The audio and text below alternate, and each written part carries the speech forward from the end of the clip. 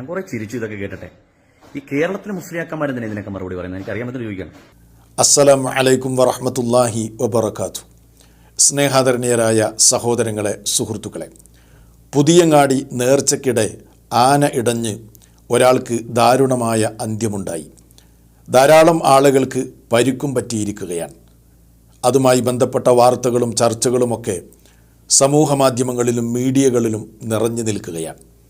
ഇതുപോലെയുള്ള അത്യാചാരങ്ങൾക്കും അനാചാരങ്ങൾക്കുമൊക്കെ വെള്ളവും വളവും നൽകുന്നത് സമസ്തയുടെ ആശയധാരയിൽപ്പെട്ട ആളുകളാണ് എന്ന വിമർശനം ഉയർന്നു വരുമ്പോൾ അതിനെ പ്രതിരോധിക്കുന്നതിനു വേണ്ടിയും ഈ ദുരന്തത്തിൽ നിന്ന് തോളൊഴിയാൻ വേണ്ടി സമസ്തയിൽപ്പെട്ട പല മുസ്ലിയാക്കന്മാരും പല രൂപത്തിലുള്ള വിശദീകരണങ്ങളുമായി സമൂഹമാധ്യമങ്ങളിൽ പ്രത്യക്ഷപ്പെട്ടുകൊണ്ടിരിക്കുകയാണ്. അവർ ചോദിക്കുന്നത്, ഞങ്ങൾ എന്തിനാണ് ഇതിന് മറുപടി പറയേണ്ടത്? അതല്ലെങ്കിൽ ഞങ്ങൾ മുസ്ലിയാക്കന്മാർ ഇതിന് എന്തിനു മറുപടി പറയണം? ഞങ്ങൾക്ക് ഇതിനോടൊന്നും യാതൊരു ബന്ധവുമില്ല, അതുകൊണ്ട് ഇതൊന്നും സമസ്തയുമായി കൂട്ടിക്കെട്ടേണ്ടതില്ല എന്ന് പറഞ്ഞുകൊണ്ട് ഇത്തരം ദുരന്തങ്ങളിൽ നിന്ന് തടി സലാമത്താക്കാൻ വേണ്ടിയുള്ള വിശദീകരണങ്ങളുമായി പലരും പ്രത്യക്ഷപ്പെട്ടുകൊണ്ടിരിക്കുകയാണ്. അക്കൂട്ടത്തിൽ ഒരു മുസ്ലിയാർ ചോദിക്കുന്ന ചോദ്യം നിങ്ങൾ ആദ്യം ഒന്ന് കേൾക്കുക. പുതിയങ്ങാടി നേർച്ചയുടെ കാഴ്ച നിങ്ങൾ കാണുന്നത് ഒരു മനുഷ്യനെയാണ് ആനയിട്ട് ചവിട്ടി മെതിക്കുന്നത്. ഈ വീഡിയോ ഇന്നലെ മുതൽ എൻ്റെ ഫേസ്ബുക്കിലും എൻ്റെ വാട്സപ്പിലും ഒക്കെ ധാരാളം ആളുകൾ അയച്ചു തന്നിട്ടുണ്ട്. കേരളത്തിലെ മുസ്ലിയാക്കന്മാർ ഇതിന് മറുപടി പറയണമെന്ന്. ഞാൻ കുറെ ചിരിച്ചു ഇതൊക്കെ കേട്ടെ. ഈ കേരളത്തിലെ മുസ്ലിയാക്കന്മാരെന്തിനാ ഇതിനൊക്കെ മറുപടി പറയുന്നത്? എനിക്ക് അറിയാൻ പറ്റുന്ന ചോദിക്കണം. കേരളത്തിലെ മുസ്ലിയാക്കന്മാർക്ക് എവിടെയോ ആന ഇടഞ്ഞതിനും നേർച്ച എന്ന പേരിൽ പല സ്ഥലത്തും ഉത്സവങ്ങൾ നടക്കുന്നുണ്ട്, പല സൈസിലുള്ള തോന്നിയാസങ്ങൾ നടക്കുന്നുണ്ട്. അതെല്ലാം മുസ്ലിയാക്കന്മാർ മറുപടി പറയണം. നിങ്ങൾ എന്തിനു മറുപടി പറയണം എന്നല്ലേ? അത് കൃത്യമായി പറഞ്ഞു തരാം. അതിനു മുമ്പ് ഇയാൾ പറയുന്ന വേറെ ഒരു കാര്യവും കൂടെ ഉണ്ട്, അതും കൂടെ നിങ്ങളൊന്ന് കേൾക്കുക. പക്ഷെ ഇവിടെ കുറ്റം പറയുന്ന ആളുകൾ കൂടി ഒരു കാര്യം ശ്രദ്ധിക്കണം. ഇവിടെ കേരളത്തിലെ ആലിമിയുടെ പിന്തുണയോടുകൂടി ഇതാണ് നടക്കുന്നത്. ഇവിടെ സമസ്ത നേരിട്ട് അവരുടെ മേൽനോട്ടമുള്ള മമ്പുറത്തോ മടവൂരോ കുണ്ടൂർ മക്കാമിലോ ഒന്നും കാണാൻ കഴിയില്ല. നമ്മുടെ മഹാന്മാരായ സമസ്തയുടെ ഉലമാക്കളുടെ മേൽനോട്ടമുള്ള ഒരു സ്ഥലത്തും ഇത്തരം ഒരു ചടങ്ങ് കാണിക്കാൻ കഴിയില്ല. എന്താണ് അദ്ദേഹം പറഞ്ഞത്? ഇതിനോടൊന്നും സമസ്തക്ക് നേരിട്ട് ബന്ധമില്ല, സമസ്ത നേരിട്ട് നടത്തുന്നതല്ല ഇതൊന്നും എന്നാണ്. സമസ്ത നേരിട്ട് നടത്തുന്നിടത്ത് ഇതൊന്നും ഉണ്ടാകാറില്ല എന്നാണ് ഇയാൾ പറയുന്നത്. ഏതാണെങ്കിലും കൊള്ളാം, വലിയ കണ്ടുപിടുത്തം. പക്ഷേ ഈ ആവേശം എപ്പോഴും നിങ്ങൾക്കുണ്ടാകണമെന്നാണ് ഈ സുഹരിയോട് എനിക്ക് സൂചിപ്പിക്കാനുള്ളത്. ഞാൻ ചോദിക്കട്ടെ ഉസ്താദെ, കേരളത്തിൽ നടക്കുന്ന ജാറങ്ങളുമായി ബന്ധപ്പെട്ട് നടക്കുന്ന ഇത്തരം ജാറോത്സവങ്ങളും ആണ്ടുത്സവങ്ങൾ, നേർച്ചകൾ, ഉറൂസ്, ചന്ദനക്കുടം, ഇതൊക്കെ ഒന്നുകിൽ സമസ്ത നേരിട്ട് നടത്തുന്നതോ അതല്ലെങ്കിൽ സമസ്തയുടെ ആശയധാരയിൽപ്പെട്ട പള്ളികളിലും മക്കാമുകളിലുമല്ലേ ഇത് നടക്കുന്നത്? അതല്ലാതെ സെലഫികളുടെ പള്ളികളിലൊന്നല്ലല്ലോ. സെലഫികൾക്ക് ഏതാണെങ്കിലും ജാറങ്ങളും മക്കാമുകളും ഒന്നുമില്ലല്ലോ. അപ്പോൾ ഒന്നുകിൽ ഇത് നേരിട്ട് നടത്തുന്നതാണ്, അതല്ലെങ്കിൽ നിങ്ങളുടെ ആശയധാരയിൽപ്പെട്ട ആളുകളാണ് ഇതിനൊക്കെ നേതൃത്വം നൽകുന്നതും ഇത് നടത്തുന്നതും നടത്തിക്കൊണ്ടുപോകുന്നതും. പിന്നെ എങ്ങനെയാണ് നിങ്ങൾക്കിതിൽ നിന്ന് തോളൊഴിയാൻ കഴിയുന്നത്? ഇനി മാത്രമല്ല, നിങ്ങൾ പറഞ്ഞല്ലോ ഇതിനോടൊന്നും സമസ്തക്ക് നേരിട്ട് യാതൊരു ബന്ധവുമില്ല എന്ന്.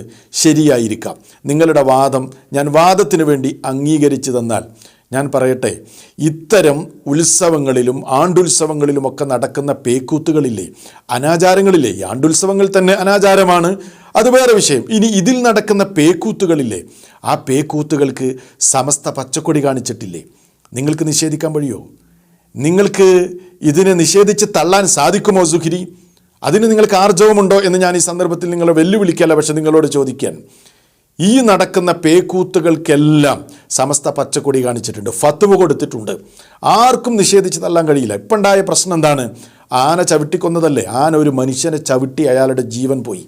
ധാരാളം സ്ത്രീകൾക്കും കുട്ടികൾക്കുമൊക്കെ പരിക്കേറ്റു. ഇതിനുള്ള അവസരം സൃഷ്ടിച്ചതാരാണ്? ഈ ഗജവീരന്മാരെ ഈ ജാറോത്സവങ്ങളിലേക്ക് കൊണ്ടുവന്നതാരാണ്? കൊണ്ടുവരാൻ വേണ്ടി തെളിവോതി അതിന് ഫത്വ കൊടുത്തതാരാണ്? സെൽഫികളാണോ അതോ സമസ്തക്കാരാണോ? നിങ്ങളാണ് ഇതിന് മറുപടി പറയേണ്ടത്. ആനയെ ആരാണ് ഇത്തരം നിങ്ങളുടെ ഈ അനാചാരങ്ങളിലേക്ക് ആനയെ എഴുന്നള്ളിപ്പിച്ചതാരാ? ഇപ്പോൾ പണ്ട് ചേറ്റുകയും വലിയ പ്രശ്നമുണ്ടായി, ആളുകൾ ജീവനാശം സംഭവിച്ചു. ഇവിടെയും അത് സംഭവിച്ചു. ആരാണ് ഇതിനുള്ള കാരണക്കാർ? നിങ്ങൾക്ക് നിഷേധിക്കാനാവുമോ? ഇല്ല, നിങ്ങൾക്ക് നിഷേധിക്കാൻ കഴിയില്ല. ഇതാ ഞാൻ വായിച്ച് കേൾപ്പിച്ചു തരാം. ഇതാ കണ്ടോളിം. സുന്നി അഫ്കാറാണ് നിങ്ങൾ ഈ കാണുന്നത്. 2006 ഡിസംബർ മാസത്തിലെ സുന്നി അഫ്കാർ, ഡിസംബർ 6 സുന്നി അഫ്കാറാണ്. ഈ സുന്നി അഫ്കാറിൽ, ഇത് മുജാഹിദിൻ്റെ പ്രസിദ്ധീകരണമല്ല, നിങ്ങളുടെ പ്രസിദ്ധീകരണമാണ്. ഇതിൽ സുന്നികളുടെ ആചാരങ്ങൾ ഇങ്ങനെ എണ്ണിപ്പറയാൻ, സുന്നികൾ ചെയ്യുന്ന ആചാരങ്ങൾ ഓരോന്ന് എണ്ണി പറയാൻ. അത് ഏതൊക്കെയാണ് സുന്നി ആചാരങ്ങൾ, ഏതൊക്കെയാണ് സുന്നത്ത് എന്ന് ഇപ്പം നമുക്ക് കേൾക്കാം. നിങ്ങൾക്ക് സ്ക്രീനിൽ നോക്കാം, ഞാൻ ശരിക്കും വായിച്ച് കേൾപ്പിച്ചു തരാം, കേട്ടോളി. സുന്നി ആചാരങ്ങളുടെ ഒരു പിടി ഉദാഹരണങ്ങളും അതിൻ്റെ ഇസ്ലാമികമായ അടിസ്ഥാനങ്ങളുമായി വിഷയാവതാരകൻ പ്രമുഖ പണ്ഡിതനും ചിന്തകനും SYS ജില്ലാ ഉപാധ്യക്ഷനുമായ MP മുസ്തഫൽ ഫൈസി പ്രഭാഷണം ആരംഭിച്ചു. അപ്പോൾ സുന്നി ആചാരങ്ങൾ ഇങ്ങനെ എണ്ണി പറയാൻ കേട്ടോ. മുസ്തഫൽ ഫൈസിയാണ് പ്രഭാഷണം നടത്തുന്നത്. ആ വിഷയം പറയണം. മഹ്ശറ വിളിയിലെ ഇബാറത്ത് തൊട്ട് തുടങ്ങി നേർച്ചയും അതിൽ ഗജവീരന്മാർ പങ്കുകൊള്ളുന്നതും കണ്ടോ. എവിടുന്ന ഇയാൾ തുടങ്ങുന്നത്? മഹ്ശറ വിളിയുടെ ഇബാറത്ത്, അതിനുള്ള തെളിവ് ഇട്ടിട്ട് അതിനുശേഷം അദ്ദേഹം തുടർന്ന് പറയുന്നത് നേർച്ച, ആ നേർച്ചയിൽ ഗജവീരന്മാർ ആനകൾ എഴുന്നള്ളുന്നതും കുത്തുറാത്തീബ്, മാലമൗലീദുകൾ തുടങ്ങി ഒരുപാട് ആചാരങ്ങൾ വഹാബികളും മൗദൂദികളും അനാചാരമാക്കി തള്ളുന്നുണ്ട്. ഇതൊക്കെ മൗദൂദികളും, അതായത് ജമാഅത്തെ ഇസ്ലാമിക്കാരും വഹാബികളും ഇതൊക്കെ അനാചാരാണ്. ഏത്? കുത്തറാത്തീബ്, ഗജവീരന്മാർ വരുന്ന നേർച്ചകൾ, ഈ രൂപത്തിലുള്ള സംഗതികളൊക്കെ അനാചാരമായി തള്ളുന്നതാണ്. സുന്നികൾ അത് സദാചാരമായി അനുഷ്ഠിക്കുന്നതുമായ വിഷയങ്ങളുടെ അടിസ്ഥാനം ഖുർആനും സുന്നത്തും സച്ചരിതരുടെ നടപടിക്രമങ്ങളുമാണെന്ന് വ്യക്തവും യുക്തവുമായ നിലയിൽ അദ്ദേഹം സമർത്ഥിച്ചു. എന്ത് പറയാനുണ്ട് സുഹരി?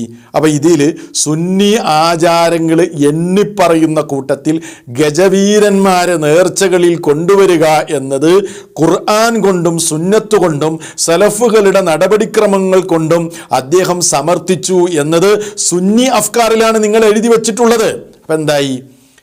ഈ ആനകളെ ഈ നേർച്ചകളിലേക്ക് കൊണ്ടുവരിക എന്നുള്ളത് സുന്നത്തായി. ഖുർആനും സുന്നത്തും പറഞ്ഞതാണെന്നാണ് പറഞ്ഞത്, സലഫുകളുടെ നടപടിക്രമമാണെന്നാണ് പറഞ്ഞത്. അപ്പം നബിയുടെയും സഹാബത്തിൻ്റെയൊക്കെ കാലത്ത് ആനകളെ ഇങ്ങനെ നേർച്ചകളിലേക്ക് എഴുന്നള്ളിച്ചിരുന്നു, അവരുടെ നടപടിക്രമമാണ് എന്നാണ് ഇയാൾ പറഞ്ഞു വെച്ചത്.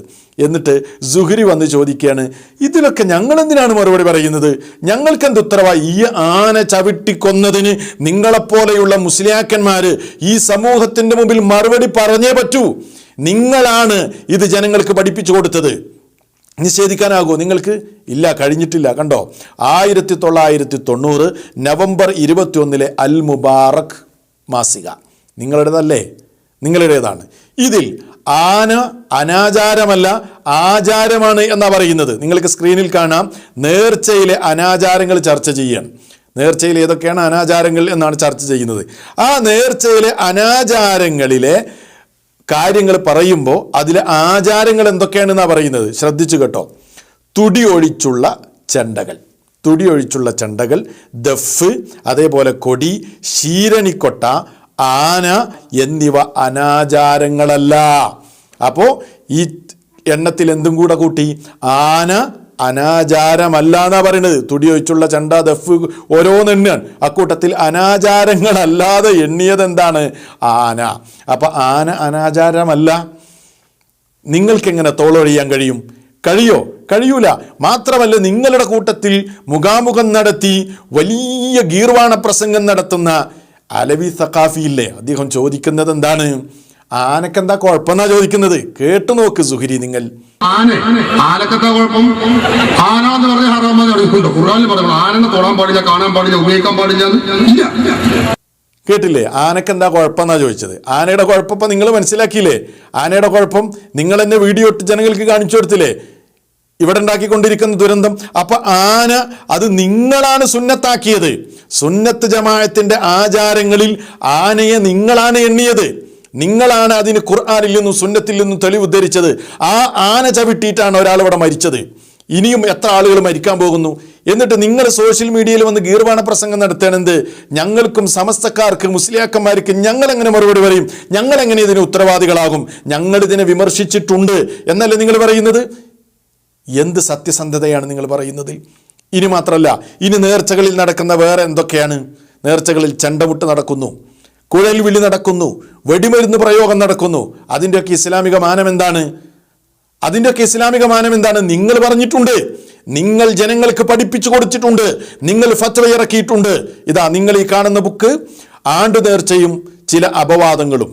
ആണ്ടു നേർച്ച എന്തല്ല നിങ്ങൾക്ക് കാണുന്നുണ്ടല്ലോ സ്ക്രീനിൽ. ഈ പുസ്തകം എഴുതിയിട്ടുള്ളത് KM മുഹമ്മദ് കോയ മാത്തോട്ടം എഴുതിയ പുസ്തകമാണ്. മനസ്സിലായില്ലേ? ഈ പുസ്തകത്തിന് സുഹ്രി ഒരു ചരിത്രം കൂടെ ഉണ്ട്. ഈ പുസ്തകം രചിക്കാൻ ഒരു ചരിത്രവും കൂടെ ഉണ്ട്. അതും കൂടെ മനസ്സിലാക്കിയിട്ടേ നമുക്ക് ഈ വിഷയത്തിലേക്ക് വരേണ്ടതുള്ളൂ. അതായത് 1951 അന്നത്തെ സമസ്തയുടെ മുഖപത്രമായിരുന്ന അൽ ബയാൻ മാസിക, അതിൻ്റെ മുഖ്യ പത്രാധിപരായിരുന്നു കാടേരി മുഹമ്മദ് മുസ്ലിയാർ. ഈ കാടേരി മുഹമ്മദ് മുസ്ലിയാർ അൽ ബയാനിൽ ഒരു ലേഖനം എഴുതി. എന്തായിരുന്നു ലേഖനമെന്നോ? നേർച്ചയിലെ ഈ അനാചാരങ്ങളെ സംബന്ധിച്ച് അദ്ദേഹം വളരെ വിശദമായ നിലക്ക് ഒരു ലേഖനം എഴുതി. ആ ലേഖനം എഴുതിയപ്പോൾ എന്താ സംഭവിച്ചതെന്നറിയോ? സമസ്തക്കാരുടെ കൂട്ടത്തിലെ പണ്ഡിതന്മാർ അദ്ദേഹത്തെ വളഞ്ഞിട്ട് ആക്രമിച്ചു. നിങ്ങളൊക്കെ ഈ സുവിശേഷ പ്രസംഗം നടത്തുന്നതിന് മുമ്പ് ഈ ചരിത്രമൊക്കെ ഒന്നാണ് പഠിക്കണം. മനസ്സിലായോ?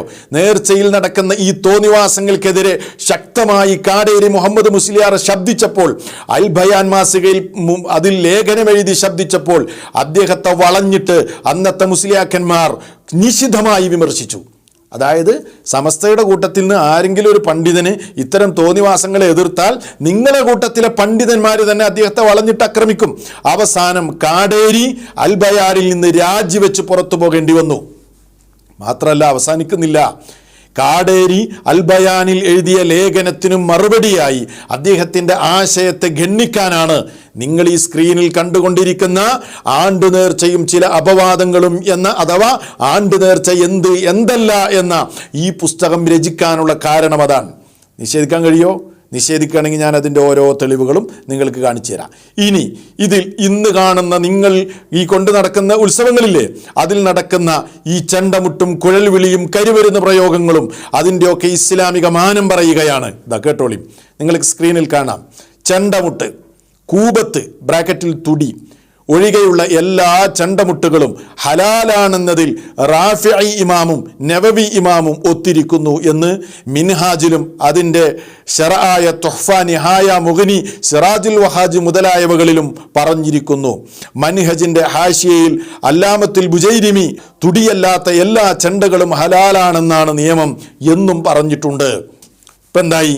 ചെണ്ട ഹലാലായില്ലേ?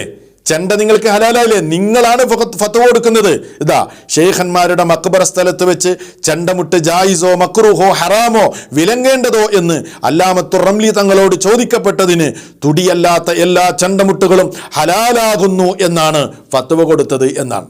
പിന്നെ ജനങ്ങൾ ചെണ്ടമുട്ടി ഈ നിലക്ക് ആനയും കൊണ്ടെന്ന് ഈ ഉത്സവം നടത്തുന്നതിൽ നിന്ന് നിങ്ങൾക്കെങ്ങനെ ധാർമ്മികമായി കൈയൊഴിയാൻ കഴിയും എന്നാണ് ഞാൻ നിങ്ങളോട് ചോദിക്കുന്നത്. നിങ്ങൾക്ക് നിഷേധിക്കാൻ പറ്റുമോ? ഇനി അടുത്തത് കുഴൽ വിളിയാണ്. ഇതൊന്നും ഞങ്ങളറിയില്ല എന്നാണ് പറയുന്നത്. കുഴൽ വിളിയുടെ ഇസ്ലാമിക മാനം പറയുന്നത് കേട്ടോ. കുഴൽ വിളിയിൽ ഉലമാക്കൾക്ക് അധികമായ അഭിപ്രായങ്ങളുണ്ട്. ഇമാം ഗസാലി റഹിമഹുല്ലയെ തുടർന്ന് ഇമാം റാഫി റഹിമഹുല്ല ബലപ്പെടുത്തിയതും ഇമാം ബുൽഖീനി റഹിമഹുല്ല തുടങ്ങിയവർ സമ്മതിച്ചതും സബാബത്ത്, യറാ എന്നീ കുഴലുകൾ വിളി ഹറാമാക്കേണ്ടതിന് രേഖയ്ക്ക് മതിയായ യാതൊരു ലക്ഷ്യവും ഇല്ലാത്തതുകൊണ്ട് അത് ഹലാലാണെന്നാണ് ഇപ്രകാരം മുഗ്നിയിലും ഷറഹ് മൻഹജിലും പറഞ്ഞിരിക്കുന്നു. നിങ്ങളല്ലേ ഫത്വ കൊടുത്തിട്ടുള്ളത്. ഇനി കരിമരുന്ന് പ്രയോഗം, ബും ബും ബും, കരിമരുന്ന് പ്രയോഗം, വെടിമരുന്ന്, അതിനെക്കുറിച്ച് പറയുന്നത് കേട്ടോ. ഇതേ പുസ്തകത്തിൽ നിന്ന് തന്നെ ഞാൻ വായിക്കട്ടെ. ഇത്തരം നേർച്ചകളിൽ കരിമരുന്ന് പ്രയോഗം നടത്താറുണ്ടെന്നും അതുകൾ അനാവശ്യമായി പണം ചെലവഴിക്കുകയായതുകൊണ്ട് അത് തെറ്റാണെന്നും ചിലർ പറയാറുണ്ട്. ശരിയാണ്. എന്നാൽ മിക്കവാറും അത് ഏർപ്പെടുത്തുന്നത് നേർച്ചയുടെ ഭാരവാഹികളായിരിക്കയില്ല. ഇനി ആയിരുന്നാൽ തന്നെയും അത് നിഷിദ്ധമാണോ എന്നാണ് ചിന്തിക്കാനുള്ളത്. ചില അവസരങ്ങളും സമയങ്ങളും പൊതുജനങ്ങൾക്ക് അറിയപ്പെടാൻ വേണ്ടിയും സന്തോഷപ്രകടനത്തിനു വേണ്ടിയും കരിമരുന്ന് പ്രയോഗം അനുവദനീയവും അതിനു ചിലവാക്കുന്ന പണം അനാവശ്യ ചിലവല്ലാത്തതും ആണെന്ന് പല കിതാബുകളിലും രേഖപ്പെടുത്തിയിട്ടുണ്ട്. അപ്പോൾ വെടി പൊട്ടിക്കാനും നിങ്ങൾക്ക് തെളിവായി. കിതാബിലുണ്ട് എന്നാണ് പറയുന്നത്. ഇനി മാത്രമല്ല, അത് ചില സമയത്ത് അത്യാവശ്യം നിർബന്ധമായി മാറും. അതെപ്പോഴാ? കൂടാതെ നേർച്ച സ്ഥലങ്ങളിൽ പങ്കെടുക്കുന്ന പതിനായിരങ്ങളിൽ ക്ഷയരോഗം, കുഷ്ഠരോഗം തുടങ്ങിയ പകർച്ചവ്യാധികൾ ഉള്ളവരും ഉണ്ടാവാൻ ഹിതമുണ്ട്. അങ്ങനെയുള്ള രോഗാണുക്കൾ മറ്റുള്ളവരെയും പിടികൂടിയേക്കാം. എന്നാൽ കരിമരുന്ന് കത്തിച്ചാൽ അന്തരീക്ഷത്തിൽ വ്യാപിക്കുന്ന അതിൻ്റെ പുകയ്ക്ക് അത്തരം രോഗാണുക്കളെ നശിപ്പിക്കാനുള്ള കഴിവുണ്ടെന്ന് വൈദ്യശാസ്ത്രങ്ങൾ ഘോഷിച്ചിട്ടുണ്ട്. ഈ നില വെച്ച് നോക്കിയാൽ ആ സന്ദർഭങ്ങളിൽ കരിമരുന്ന് പ്രയോഗം അത്യാവശ്യമാണെന്ന് പറഞ്ഞാൽ പോലും തെറ്റാവുകയില്ല. ഇപ്പം എങ്ങനെയുണ്ട്? കരിമരുന്ന് അത്യാവശ്യമായി മാറും. അപ്പം ഞാൻ ചോദിക്കട്ടെ സുഹരി, എനിക്കൊരു സംശയം. നിങ്ങളുടെ സമ്മേളനങ്ങൾ നടക്കാറില്ലേ? ആ സമ്മേളനങ്ങളിൽ ലക്ഷക്കണക്കിന് ആളുകൾ പങ്കെടുക്കാറുണ്ട്, പതിനായിരങ്ങൾ പങ്കെടുക്കാറുണ്ട്. അപ്പോൾ അവിടെ ഇതേപോലെയുള്ള ക്ഷയരോഗം, അതേപോലെ കുഷ്ഠരോഗം പോലുള്ള രോഗാണുക്കളൊക്കെ അവിടെയും വ്യാപിക്കൂലേ? അപ്പോൾ എന്തുകൊണ്ടാണ് നിങ്ങളുടെ സമ്മേളനങ്ങളിൽ ഇങ്ങനെ കരിമരുന്ന് വെടിക്കെട്ട് പ്രയോഗങ്ങൾ നടത്താത്തത്? അതെന്താ അവിടെ നടത്താത്തത്? നേർച്ചയിൽ മാത്രം നടത്തുന്നത് എന്താണ്? അതിന് നിങ്ങളൊന്ന് മറുപടി പറഞ്ഞു തരണം, ഉത്തരം പറഞ്ഞു തരണം. അറിയാത്തതുകൊണ്ട് സംശയം ചോദിക്കുകയാണ് കേട്ടോ. ആ സംശയത്തിന് നിങ്ങളൊന്ന് മറുപടി പറഞ്ഞു തരണം. ഇപ്പോൾ നിങ്ങൾ എന്തൊക്കെ ജായിസാക്കി? ആന ഖുർആനിലും സുന്നത്തിലും തെളിവുണ്ട് എന്നാണ് പറഞ്ഞത്. ആനക്ക് എന്താ കുഴപ്പമെന്നാണ് ചോദിച്ചത്. പിന്നെ ചെണ്ടമുട്ട് അത് ഹലാലാണ്, കുഴലുവിളി അത് ഹലാലാണ്, കരിമരുന്നോ അത് ഹലാലാണ്. ഇനി എന്താണ് നിങ്ങൾക്ക് വേണ്ടത്? ഇല്ലേ? അപ്പോൾ എല്ലാ നിലക്കും ഈ രൂപത്തിലുള്ള എല്ലാ പേക്കൂത്തിനെയും നിങ്ങൾ എന്ത് ചെയ്തിട്ടുണ്ട്? ഫത്വ കൊടുത്ത് ന്യായീകരിച്ചിട്ടുണ്ട്. എന്നിട്ട് പേരോട് എതിർത്തു പോലും. പേരോട് എവിടെയെങ്കിലും ഗതിമുട്ടുമ്പോൾ എന്തൊക്കെ മാറ്റി പറയാറുണ്ട്, എന്തൊക്കെ പറയാറുണ്ട്. അയാൾ പറയുന്നത് ആരെങ്കിലും മുഖവിലക്കെടുക്കാറുണ്ടോ? പേരോടിനേക്കാൾ ആധികാരികതയുള്ള ശാലിയാത്തിയുടെ ഫത്വകളാണ് ഞാൻ ഈ വായിച്ചത്. ആ പുസ്തകത്തിന് അവതാരിക എഴുതിയതോ? ആരെഴുതിയത്? സാക്ഷാൽ കാന്തപുരം AP അബൂബക്കർ മുസ്ലിയാരാണ്. പേരോടിൻ്റെ ഉസ്താദാണ്. അതിന് കാന്തപുരമാണ് അതിന് അവതാരിക എഴുതി അത് പ്രസിദ്ധീകരിക്കുന്നത്. അപ്പോൾ പിന്നെ പേരോട് എന്തെങ്കിലും പറഞ്ഞു എന്ന് പറയുന്നതിന് വല്ല അടിസ്ഥാനം ഉണ്ടാവുമോ? അതിന് വല്ല വാല്യൂ ഉണ്ടാവുമോ? ഉണ്ടാവില്ല. അപ്പോൾ നിങ്ങൾ മനസ്സിലാക്കേണ്ട കാര്യം, നിങ്ങൾ നേരിട്ട് നടത്തുന്നില്ല എന്നത് ശരിയായിരിക്കാം, പക്ഷേ അവിടെ നടക്കുന്ന മിക്ക സംഗതികൾക്കും നിങ്ങൾ ഫത്വ കൊടുത്തിട്ടുണ്ട് എന്ന കാര്യം നിങ്ങൾ കൃത്യമായി മനസ്സിലാക്കേണ്ടതുണ്ട്. അതുകൊണ്ട് നിങ്ങൾക്കതിൽ നിന്ന് തോളൊഴിയാൻ കഴിയില്ല. എന്നിട്ട് നിങ്ങൾ ഞങ്ങളോട് പറയാണ് നിങ്ങൾ നിങ്ങളുടെ ആശയപ്രചാരണത്തിനുള്ള ഉഡായിപ്പ് നടത്തുകയാണ് എന്ന്. ഒന്ന് കേട്ടു നോക്ക്. ഞങ്ങൾ എതിർത്ത് പറഞ്ഞിട്ടില്ല എന്ന് നിങ്ങൾ ഘോരം വാദിക്കുന്നതിന് വേണ്ടി അറിയോ? അവനവന്റെ ആശയത്തിന്റെ വൈവിധ്യവും ദൃഢതയും മറ്റുള്ള ജനങ്ങളിലേക്ക് പകർന്നു തരാൻ കഴിയാതെ വരുമ്പോൾ അതിന്റെ ഇടയിലൂടെ ഇത്തരം ഒരു ഇൻസിഡന്റ് നടക്കുമ്പോൾ ഇത് നാട്ടിലെ സമസ്തക്കാരാണ് നടത്തുന്നത്, അവർ കാരണമാണ് ഈ നാട്ടിലെ ആളുകൾ ഈമാനികമായി പിന്നോക്കം പോകുന്നതെന്ന് വരുത്തി തീർക്കുകയും അതുവഴി നമ്മുടെ ആശയം അവരുടെ മസ്തിഷ്കത്തിലേക്ക് തളക്കാൻ കഴിയുമെന്നുള്ള ആ ഒരു ഉഡായിപ്പ് തന്ത്രം ഉണ്ടല്ലോ, അത് കൈവച്ചേക്കുക.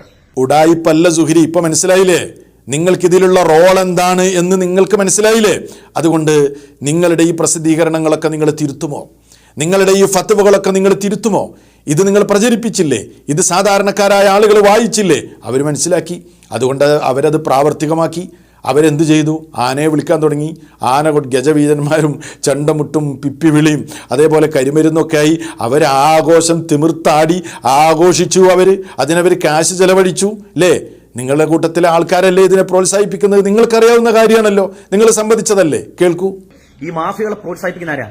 സുന്നികളി എന്ന ഞാനും നിങ്ങളും അടക്കമുള്ള ആളുകളാണ് ഇതിന് വളം വെച്ചു കൊടുക്കുന്നത്. നമ്മൾ പോകാതിരിക്കണമെന്നേ. ഞാനും നിങ്ങളൊക്കെ സിയാർത്ത് ചെയ്യുന്നവരല്ലേ. ഇതൊന്നും ഇല്ലാത്ത സമയത്ത് പോയി സിയാർത്ത് ചെയ്യണം. ഇപ്പോൾ നിങ്ങളുടെ സംശയം തീർന്നിട്ടുണ്ടാകും. സമസ്തക്കാർക്ക് ഇതിൽ എന്ത് റോളാണുള്ളത് എന്നും ഇതാരാണ് ഇതിന് പ്രോത്സാഹനം നൽകിയതെന്നും ഫത്വ നൽകിയതെന്നും ആരാണിത് ഏറ്റെടുത്തതെന്നും ഒക്കെ നിങ്ങൾക്ക് മനസ്സിലായി. എന്നാൽ ഒരു കാര്യം നിങ്ങൾ സമ്മതിക്കുന്നുണ്ട്, ഇതിനൊന്നും ദീനുമായി യാതൊരു ബന്ധവുമില്ല എന്ന്. അത് നിങ്ങൾ പറഞ്ഞത് ഒരു സത്യമാണ്. അതിനോട് ഞാനും നിങ്ങളോട് 100% യോജിക്കുന്നു. കേൾക്കൂ. ശക്തമായി ഇതിനെതിരെ നമ്മൾ സംസാരിക്കണം. അള്ളാഹുവിന്റെ ദീനുമായി എന്തെങ്കിലും ഒരു പുലബന്ധമുണ്ടോ ഇത്തരം പരിപാടികൾക്ക്? എന്തെങ്കിലും ഒരു പുലബന്ധം നിങ്ങൾക്ക് ആർക്കെങ്കിലും ഒന്ന് അളന്നു കുറിക്കാൻ പറ്റുമോ? ഏതെങ്കിലും ഒരു പരിശുദ്ധമായ ദീനിന്റെ ഏതെങ്കിലും ഒരു രേഖ വെച്ച് ഇതിനെ തെളിയിക്കാൻ കഴിയുമോ? അപ്പോൾ ഇതിനൊന്നും ദീനുമായി ബന്ധമില്ല എന്നുള്ള കാര്യം നിങ്ങൾ അംഗീകരിച്ചില്ലേ? ആ ദീനുമായി ബന്ധമില്ലാത്തത് കൊണ്ടാണ് ഞങ്ങൾ ഇതിനെതിരെ ശബ്ദിക്കുന്നത്. അതല്ലാതെ ഞങ്ങളെ പ്രസ്ഥാനത്തേക്ക് ആളുണ്ടാക്കാനൊന്നുമല്ല. ഞങ്ങളൊന്നും ഇത് കേട്ടോളും ഞങ്ങളെ പ്രസ്ഥാനത്തേക്ക് വരുന്നൊന്നും ഞങ്ങൾ ആരും പറയുന്നില്ല. അതിനല്ല ഇത് പറയുന്നത്. ജനങ്ങൾക്ക് സത്യമായ ദീന് ഇതൊന്നും ദീനല്ല എന്നത് ജനങ്ങളെ ബോധ്യപ്പെടുത്താൻ വേണ്ടി ഓരോ അവസരങ്ങൾ ഉപയോഗപ്പെടുത്തി ജനങ്ങളെ ബോധവൽക്കരിക്കുക മാത്രമാണ്. അതല്ലാതെ ഇതിൽ വേറെ ഒരു ഉഡായിപ്പുമില്ല എന്ന് നിങ്ങളെ ഓർമ്മപ്പെടുത്താൻ ഞാൻ ഈ അവസരം ഉപയോഗപ്പെടുത്തുന്നു. അതുകൊണ്ട് കാര്യങ്ങൾ കൂടുതൽ മനസ്സിലാക്കുക. തോളൊഴിയുന്നതിന് മുമ്പ് നിങ്ങളുടെ റോള് എന്താണ് എന്ന് കൃത്യമായി പഠിച്ചിട്ടാകണം വന്ന് ഈ രൂപത്തിലുള്ള ആവേശപ്രസംഗം നടത്തേണ്ടത് എന്ന് വളരെ വിനീതമായി ഓർമ്മപ്പെടുത്തി തൽക്കാലം ഞാൻ അവസാനിപ്പിക്കുന്നു. വസ്സലാമു അലൈക്കും വറഹ്മത്തുള്ളാഹി വബറകാതുഹു.